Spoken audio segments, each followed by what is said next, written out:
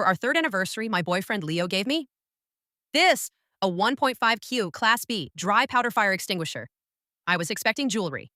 I thought our relationship was a silent movie, and I was desperately waiting for the subtitles to show up. So I decided to stop waiting and start investigating.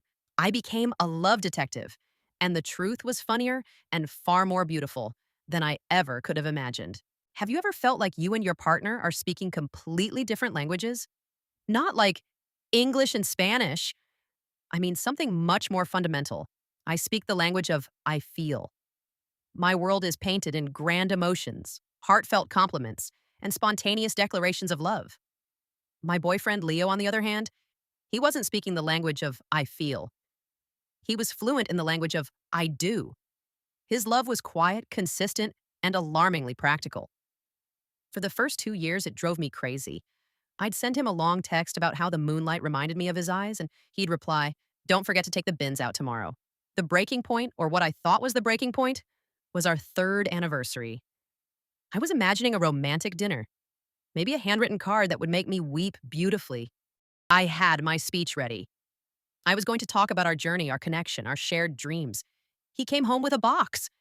It was heavy. My heart pounded. Is it a puppy? I thought. No, too small.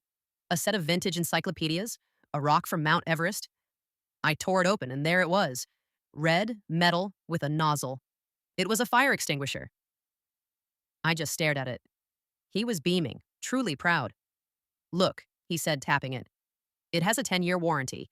And I got one for the car, too. We're fully protected now." That night, we had the talk. I told him, "Leo, I don't feel cherished. I feel prepared for a grease fire."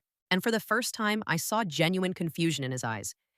He said, "Clara, I spent all week researching the best models. I thought about where you spend most of your time. The kitchen, the car.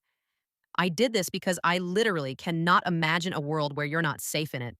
How is that not love?" And that's when it clicked. He wasn't ignoring my I feel language. He was shouting his I do language. And I just didn't have the translator. So the next day, I became a love detective. I got a little notebook and decided to look for clues. Clue number 1, my car's gas tank was always full on Monday mornings. Leo would get up early to fill it so I wouldn't have to. Clue number 2, he always made 2 cups of tea in the evening, even if I didn't ask, and left one on my desk.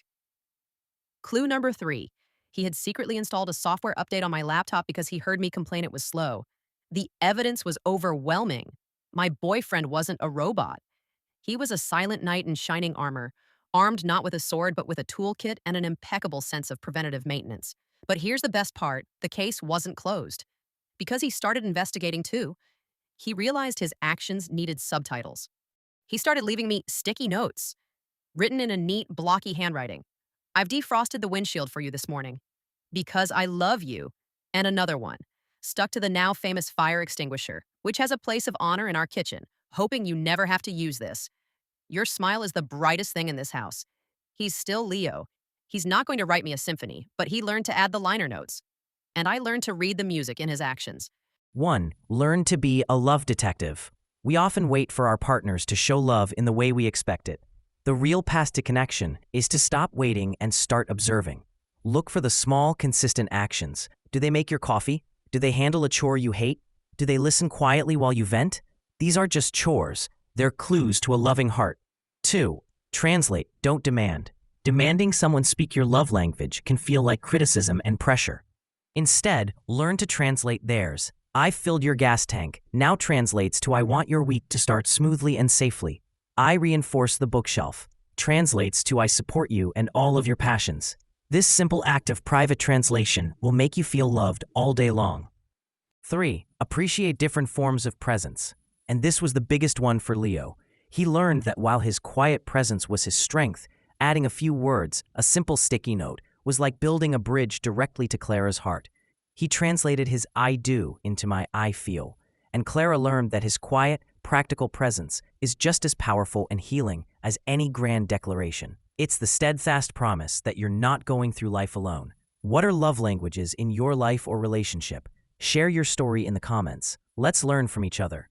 Don't forget to like this video if it made you smile. Subscribe to Heartwise for more real relationship wisdom and hit that notification bell so you never miss a dose of heart-to-heart talk. Until next time, lead with your heart, wise ones.